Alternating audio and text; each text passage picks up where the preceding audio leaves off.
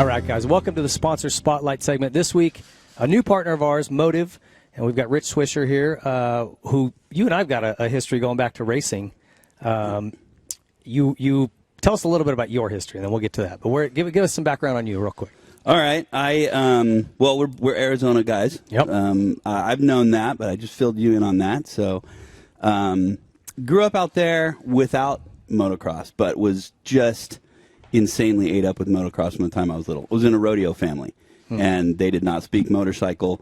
My first couple bikes, my brother bought them $50 for 2 bikes.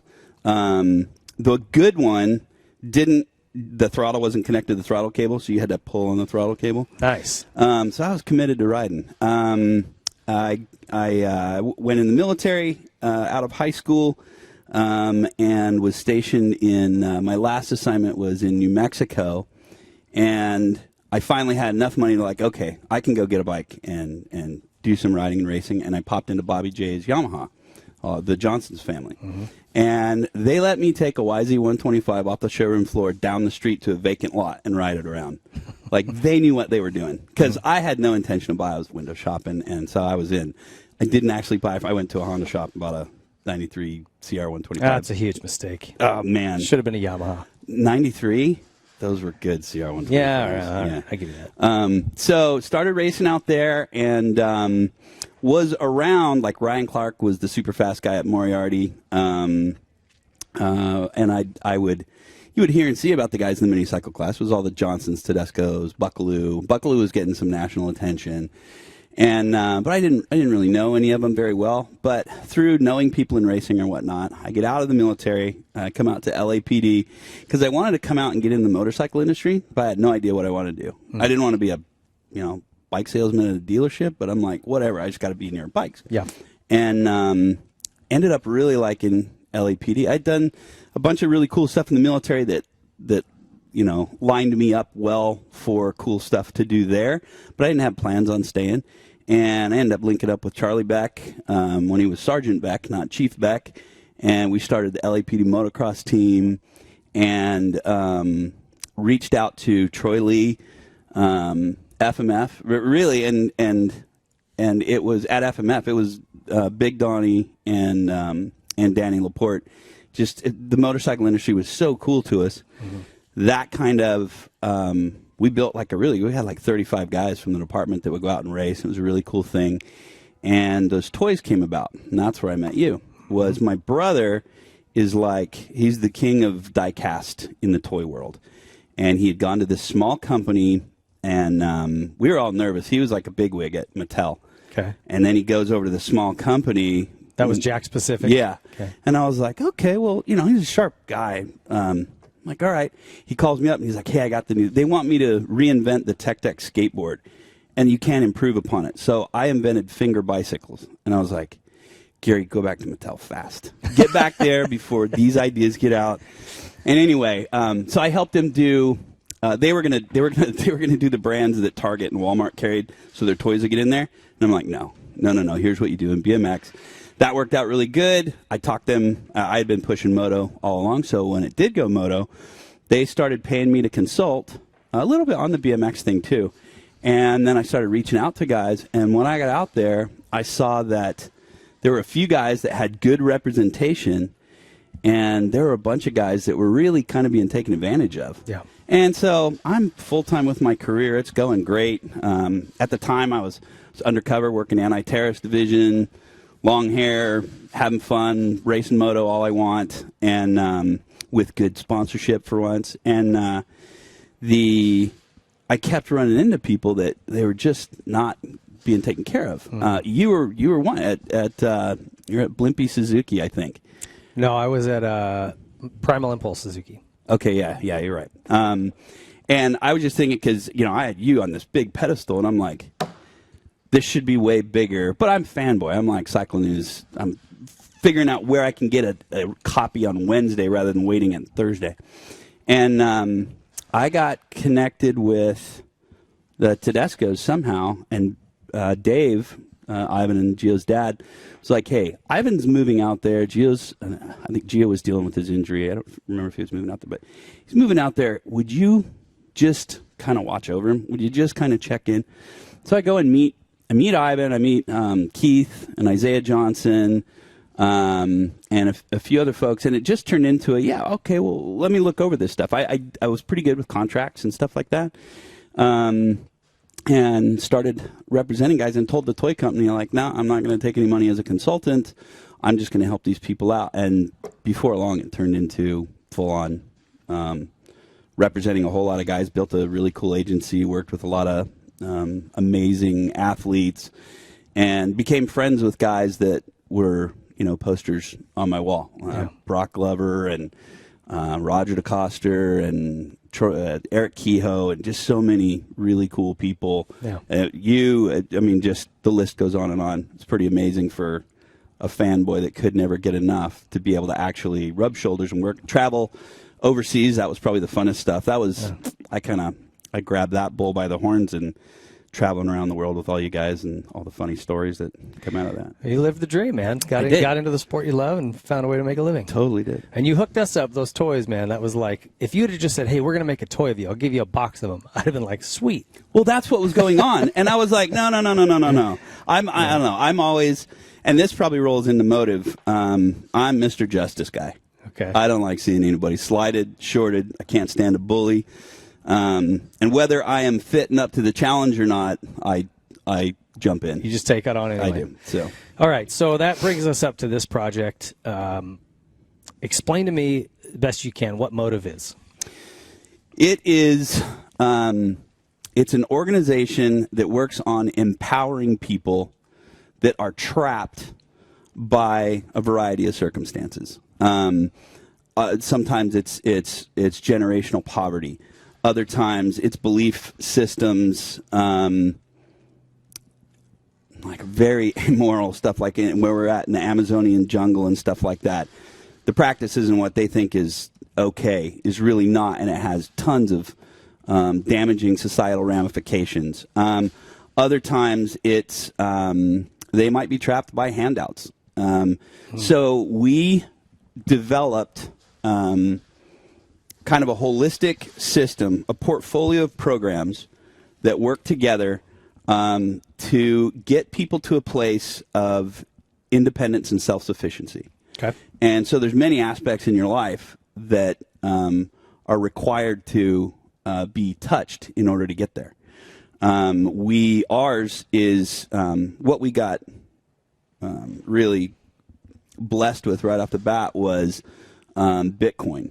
And going at the financial end of their traps, which also led to, okay, we can fix the finance all you want. They're going to be, as soon as that paycheck stops, like welfare. Yeah, then they're back right where they were. Exactly. So it was really forged during the pandemic. That's when it really hit, because me and my co-founder down in Peru, we were doing this on our own beforehand. During the pandemic, I had gone back I was in the program management thing at UCLA and was taking time off. I got laid off, so I was just going to take some time off, finish that up.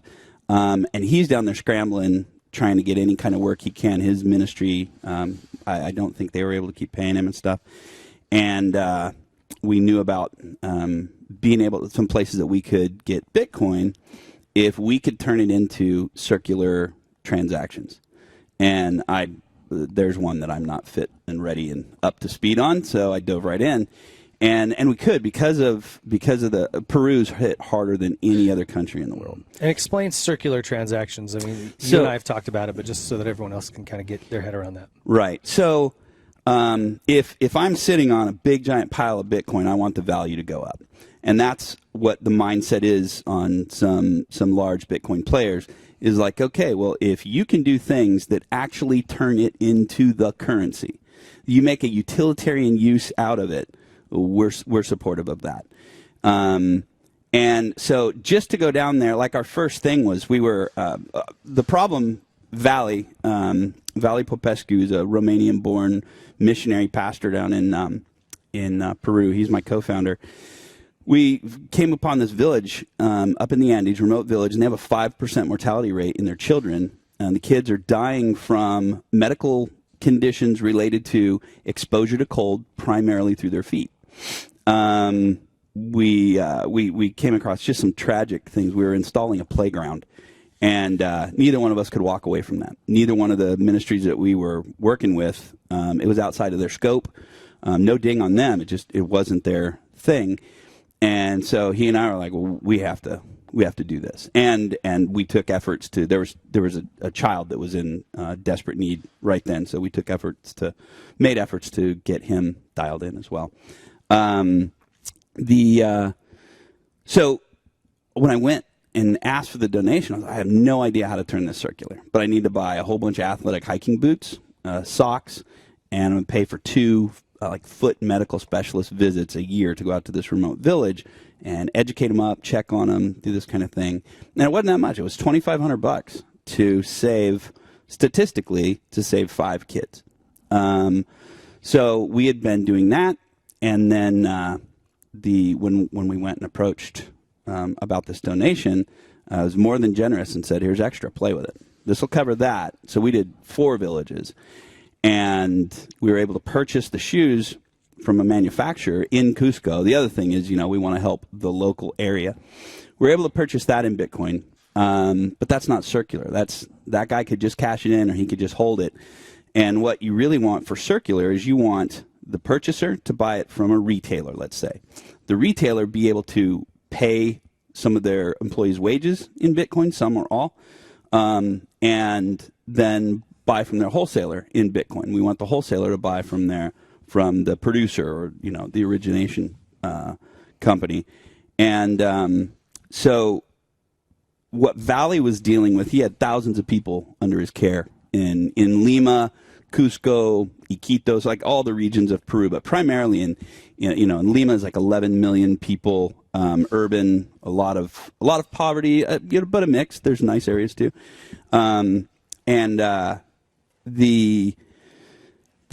some of the numbers he was dealing with, he was getting like 5 to 10 new widows or widowers per week. Right around the same number, a little bit less, new orphans every week. People are just dying right and left. Mm-hmm. And they did like super lockdown, shut everything completely down. So they don't have a place that is open to go buy food from. The places that sell the food, they are broken in the same situation as their customers. They're starving on up the chain.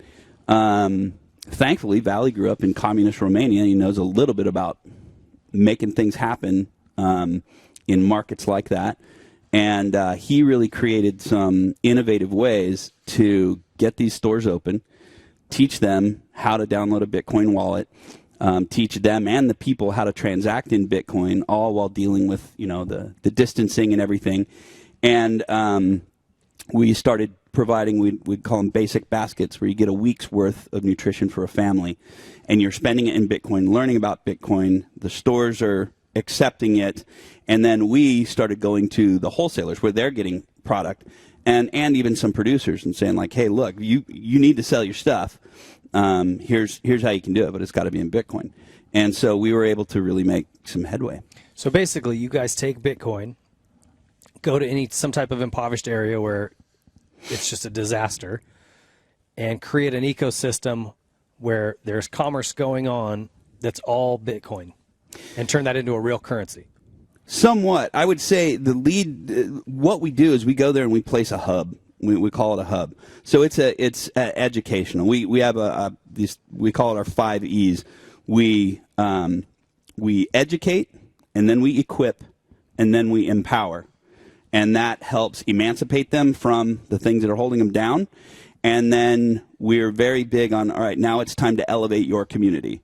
Not only can you pull yourself out and you can operate without being fed hand to mouth, but you can now spin that around for your community. Because if you think, all right, I'm squared away and I'm good to go now, and you're going to be okay, no, you're the next robbery victim. Mm-hmm. So get your community going. And so we set those up. So it's vocational education. We have a variety of vocational programs that people can go through. Entrepreneurship, which is really big. And, it's not like you're starting a new brand. It's like, I want to run a vegetable cart. How do I do that? How do I balance my finances? And then how am I doing that in cryptocurrencies, in Bitcoin in particular? And there's big advantages to it. My background being project management, that's grown to where we're advising companies on how to be able to operate on blockchain, utilizing blockchain. Got lucky enough to get into a really good MIT program for business innovation application of blockchain, and use that heavily on Bitcoin. So we're doing, we just landed a big deal. I don't know how much we can announce, but major, like we're part of putting a new, probably $600 or $700 million landfill into Lima. We've got one, and now as of this morning, it looks like maybe 2 big projects in Panama, and one in Guatemala, a really big one. And so what we'll do then to go into there is we'll go and start setting up our humanitarian programs. Let's build the community better. Let's build them up.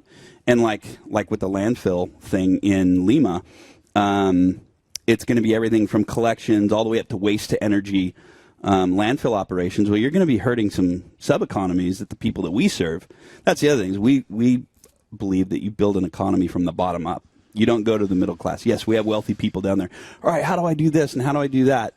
It's not really where our focus for MOTIV is. Our focus is letting the people understand what the basics of finance are, what fiat currency is, what money really is, and then what's the difference between that and a digital currency? What's the difference between a digital currency and a cryptocurrency? What's the difference between Bitcoin and all of those? And then strategies for employing their use. So what we'll look at in each of these places is, okay, how do we plant something in Guatemala that elevates the people?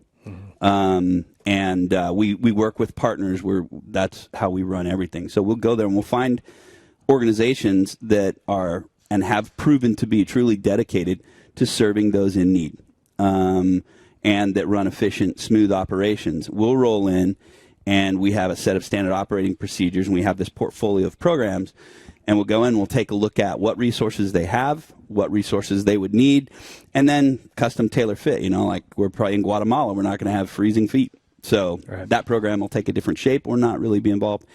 And then Bitcoin is the motor that turns it all. And it's really interesting to see in the beginning, the people, they don't care whether it's Bitcoin or Solis or US dollar or whatever. It's like, okay, I'm eating.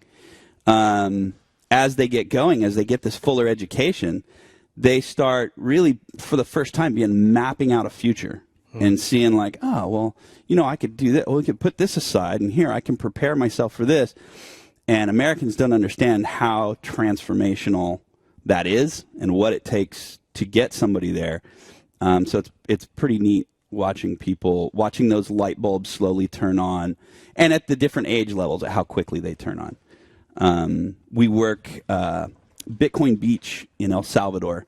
It's a guy. It's a Salvadorian guy and an American from San Diego County that really kind of did the same thing in a small village called El Zonte, and they set up a community center, and their aim was keeping kids out of going into the gangs and reducing violence, trying to get them back into school, and it's worked brilliantly. Bitcoin is the funding mechanism, it's the motor that makes it go, but change doesn't come from money.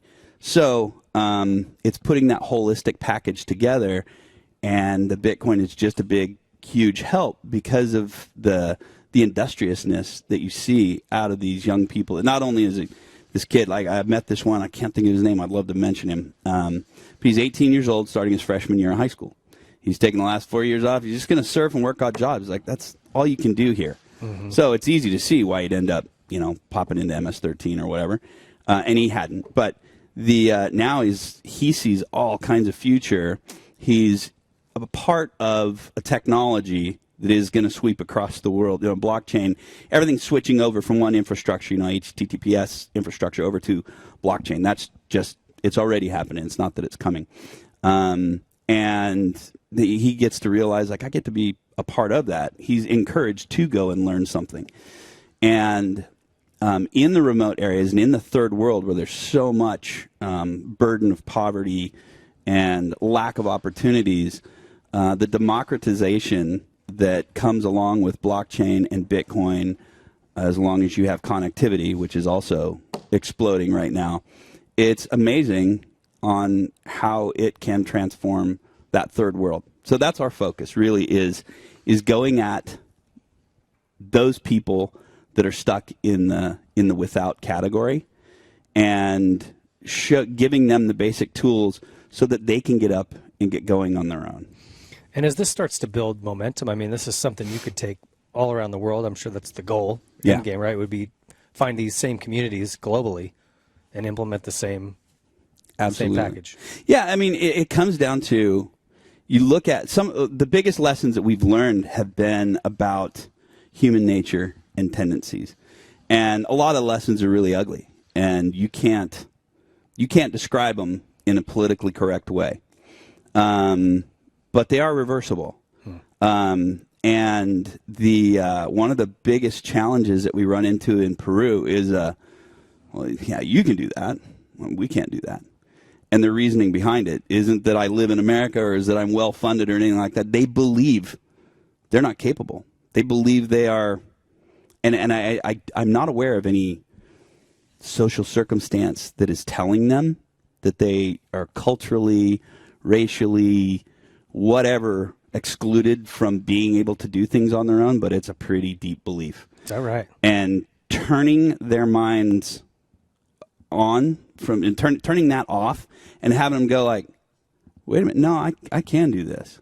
That is the biggest struggle, and it's also when you get them over that hump, it changes everything. So it's neat in seeing we're on one side of it, we're looking at a rapidly changing financial world and space and political space. The Communist Party won the presidential elections down there. There's all kinds of upheaval going on, and you're looking at all this rapid change. And then what it really boils down to is the individual mindsets that people have and what gives them that mindset. And not understanding that I can directly take care of this myself. I can address it and go after it is the biggest problem. It's something that I always attacked in ministry. When people would think there needed to be some kind of intermediary in order to be saved or whatever.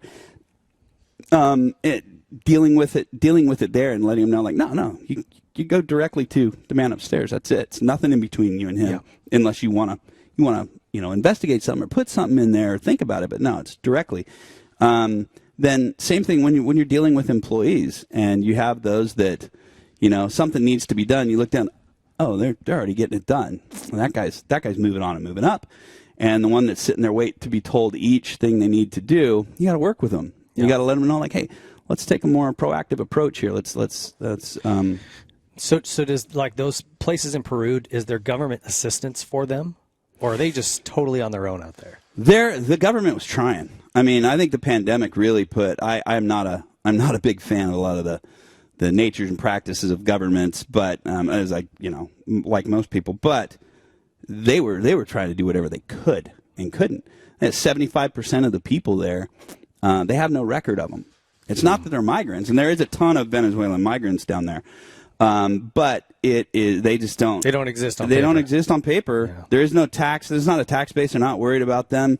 They do worry about them because it's 75% of the population. So it's a major burden, and that's who we're helping out. It's also why Peru has been very open and very kind to us, and they're actually sending, I just found out this morning, we're sending 24 of these like special police commandos to our training to learn cryptocurrency. They're coming into some of the worst hit areas, which is where we are at.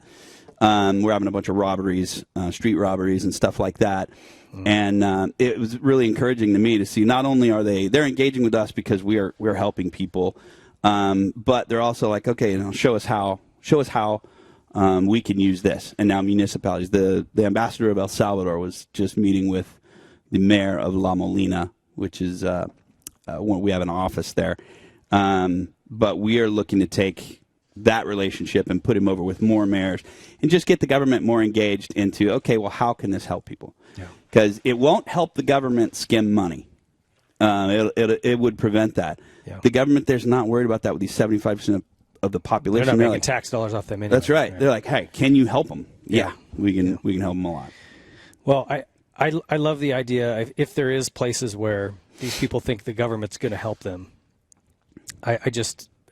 we share a similar outlook on that, where government doesn't do anything efficiently. Any government, No. in my opinion. So, and you and I have both worked. I still work for a government agency, the fire department, but I have that peek behind the curtain just like you do, and it's nauseating, the waste and the inefficiency of the bureaucracy and the things behind it. Right? Guys on the floor, we do an awesome job. Same with PD, but all of the bullshit behind it is like, it's frustrating. So, encouraging people that, hey, you don't wait for the government. Here, take care of yourself. It's a little bit of that American attitude of like, pull yourself up by your bootstraps. We're going to educate you. Here's an opportunity. Hustle and turn your whole life around in the lives of your whole community. Yeah, and it really it was you bring up America. It pulled the people of that mindset over here, and they built a country out of doing that. Yeah, but that mindset exists in a lot of places where it exists alongside people that don't. They're waiting for something to happen. And a big key thing is you don't need an intermediary in so many things. But in finance before now, you really did need an intermediary. I mean, it's just too convenient to have the banking system there. Yeah. Cryptocurrencies eliminate that. Then it's a lot to navigate, to understand the differences between them all and what is safe, what's not safe, what your play is. Like today is January 21st, where the calls came due, so Bitcoin's price crashed. And I've had talking on the phone with a friend that owns a company. He's like, "Oh man, you guys are completely denominated in Bitcoin. You just must have just taken a big hit." Like, no, that's not at all. We understand how that works, and that's how we consult other companies to, no, you can operate on this if you understand the nature of it and why it does the things that it does. And then we go over all the benefits to them, and it's hugely beneficial. But it's really that, get rid of the intermediary in your personal life. If you're so dependent upon this one thing, this one person, whatever, is there a way around that where you can just go direct and handle it? And if you look at most any entrepreneurial business, any success story, it's usually somebody took out intermediaries and just went ahead and did something. Get rid of the middleman and handle business yourself. Yeah. Explain a little bit, and this could be a whole entire show, and maybe we do one at some point, but explain about Bitcoin. Why do you believe that that's the future?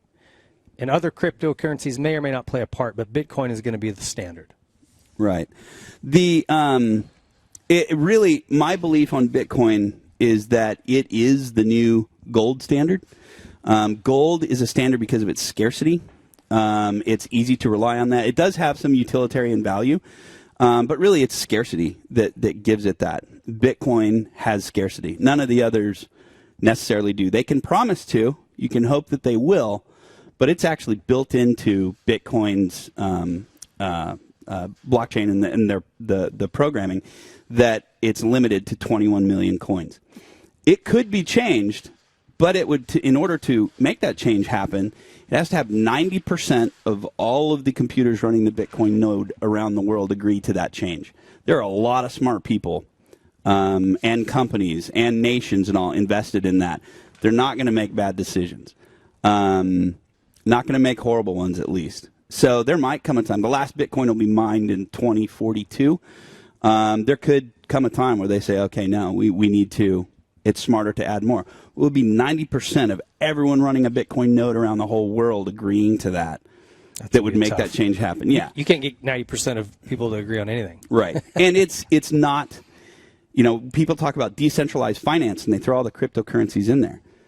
I don't believe any of the others are decentralized. They are all owned by a foundation. They're owned by a company. They're owned by a government. They're centralized in that regard. There's a lot of freedom to transact without limitations. There's different ones that provide different levels of being able to hide a transaction. Bitcoin's, everything is visible on the blockchain. You might not know who that wallet belongs to, but you can see where the transaction was. But the key thing there is it's not controlled by an organization. When there was the pipeline thing that got held hostage, and the government's like, yeah, we got this back.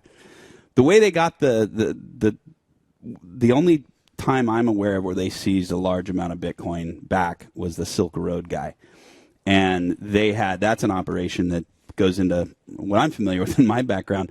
They were surveilling him, and they waited until the guy opened up his laptop, is my understanding of it, and put in his keys. Once it was open, they physically grabbed him and grabbed the computer. That was how they could do it. There's no way to hack in.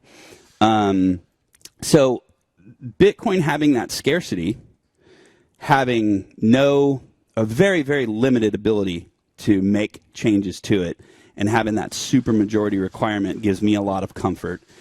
And so, like I had some big real estate development lenders come to me and say, is there a way if we're collateralizing hundreds of millions or $1 billion loans, it's expensive for us to do that in gold, and it's burdensome, it's really cumbersome. Yeah. What would it take in Bitcoin? I'm like, a thumb drive. You can do that with that. Now, securing the thumb drive there's a lot of ways to skin that cat. But it's a whole lot easier than trying to put that truckloads much of gold. Yeah, exactly. So as far as it becoming the money, it's the backstop for it.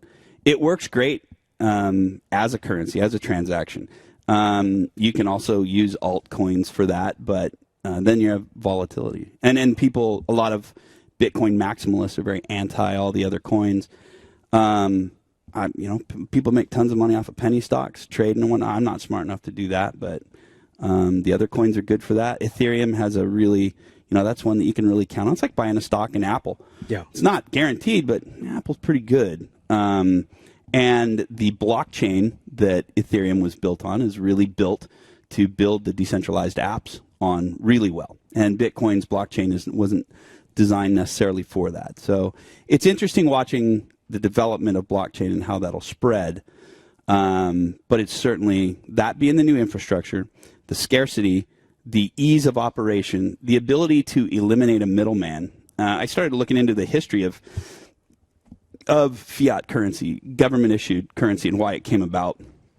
And there's really not a need for it. There's not a need for the government to be in charge of the currency of a nation. Money and power, right? That is exactly it, and that's what it was over there. It was the producer class in England. It was one example of when currency went fiat. The producer class was starting to make good money. They were selling wool and things like that and doing really well. And the lords were like, hey, wait a minute.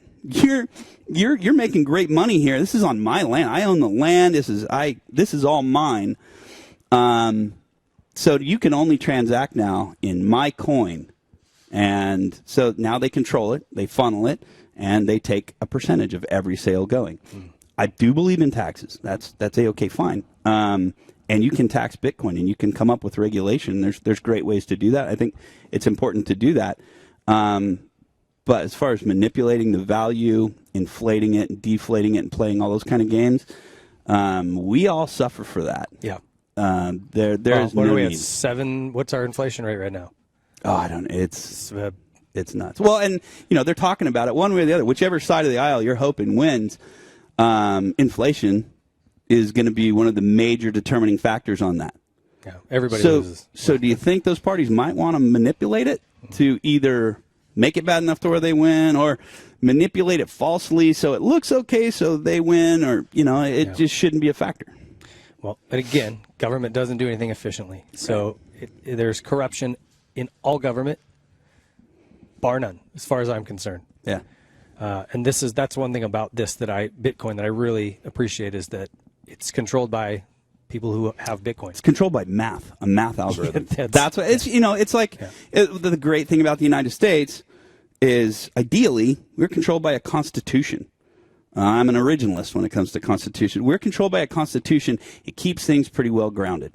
I'm a churchgoer. If I go to church and I listen to a sermon, cool, but that's what you came up with.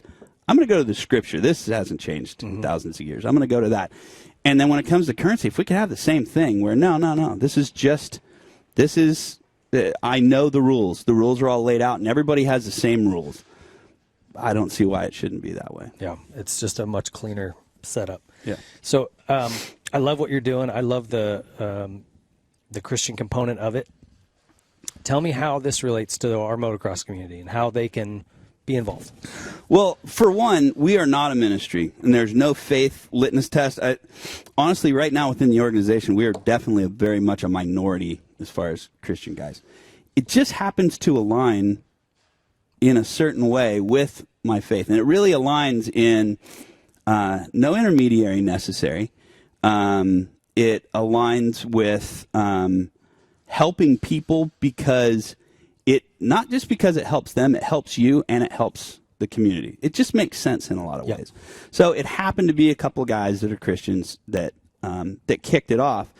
But that's part of where it comes back to the moto industry was being a racer and being around it. I always liked the kind of the mentality of, well, I'll just go and do this. I had a hang up when I would go and line up. I was sure everyone was going to smoke me. Every time I line up, like, oh man, that guy's got perfect gear and all this. I'm going to get crushed. And other guys, and like my oldest son, every time he lines up, it doesn't matter who he lines up against. I'm going to crush him. He could line up against Jeremy McGrath and be like, I'm going to smoke him. I was the opposite. And throughout, and motocross really taught me, like, in other aspects I wasn't, but in sports and things I was that way, even though I was athletic. But I love that where people are just like, no, I'm just going to go and do that. It is kind of an organized sport, but it's really not. You do it on your own terms. And then within that community, you see so much mutual support. Like I am certainly, as all the guys in the Fire and Police Nationals will tell you, I will run it in hard, and appreciate those who run it in hard on me as well.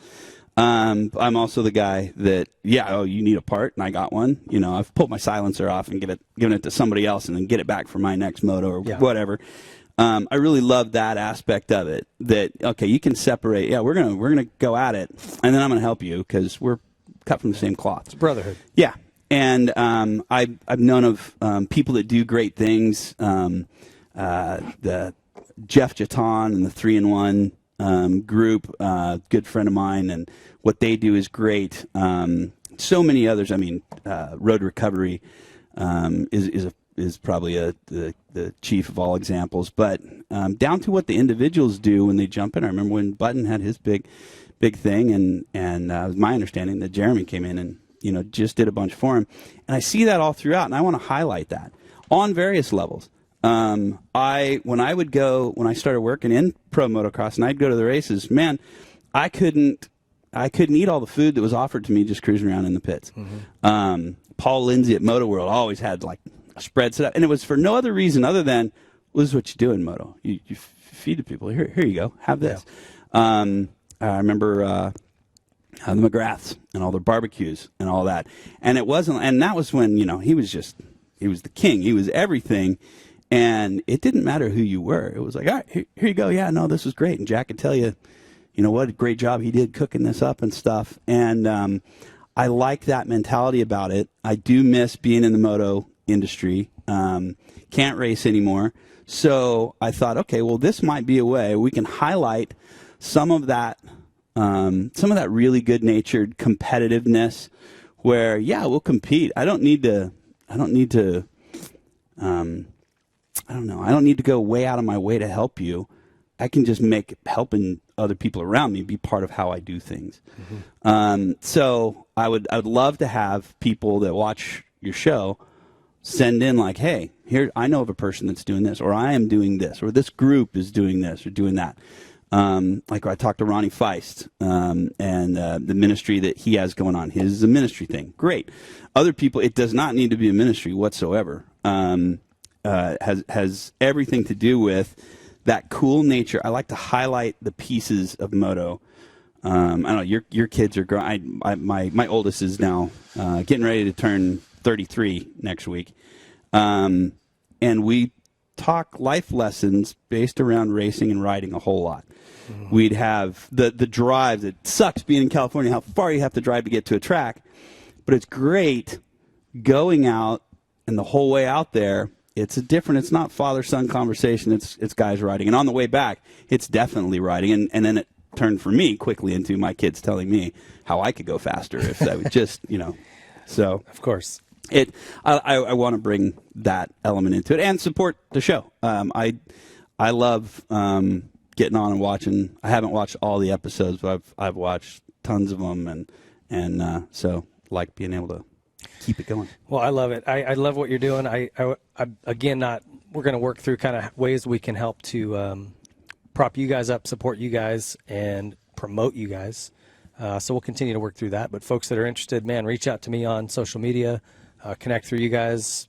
What's the best way for them to reach out to you? Yeah, our website is MOTIV. The reason we call it MOTIV is the two definitions that word has is to cause mechanical action. Don't talk about it, be about it is a big thing. I learned that from an ex-con in South Central LA. And the other definition is the reason behind why you're doing something.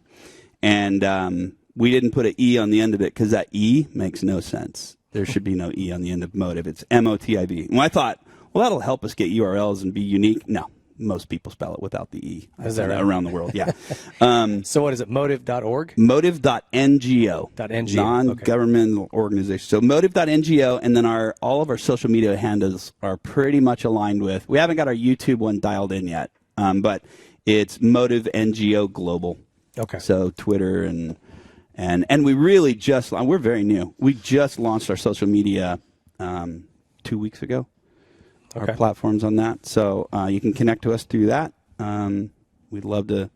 And we'd love input. Being new, being a part of it. Everybody loves donation. You can certainly donate. We haven't got our tax exemption letter back from the IRS yet. They're super backed up, and we applied a long time ago. But if people have ideas, if people say, hey, here, whether it be for the segment in the show, like, oh, you could highlight this. I want to show the crossover on the nature of dirt bikers and how it has that community benefit side of it. And if they have ideas on how to highlight that, that's what we want to highlight. I want good things to spread. So yeah. And there definitely is that in the moto community, and even in some of the worst places. Last year there was a kid whose, I want to say his father died, and he had this beat-up old bike, and of all places, the Vital Forum, which can be as toxic as anything, they rallied up and said, hey, let's hook this kid up. And man, I don't know how many pages this thread went on, but everybody from everywhere started sending stuff for this kid, and they just dialed him in. And I thought, man, that's what the forum's about. Like, that's what this community is about. Yeah. And that's what you guys are about. I mean, I love that. And so the more we can highlight that, see more of that, create more of that, I'm in. Right. Yeah, very cool. And as they dive in, they'll see we have a lot of different things. We have governmental operations going on. We've got big like engineering projects that we're either involved on the project management side or the in-country social responsibility piece to help it land in that community well. We're advancing to other nations, finding other partnerships, and then we run into needs like we need a curriculum writer right now. We really need to develop a curriculum teaching these basics to people in a basic way, different things like that. So get connected. You might, your viewers might see things. It's not like I'm here calling for your Bitcoin or your cash. Certainly send that in if you'd like to. But you have ideas. If you have like, oh, well, I have this skill or I have this, get a hold of us. We might be able to use you. Well, thanks so much for supporting the show, and it means a lot, that you like the show and so much so that you want to get involved. And let's keep bringing you back in here and highlight what you guys got going on.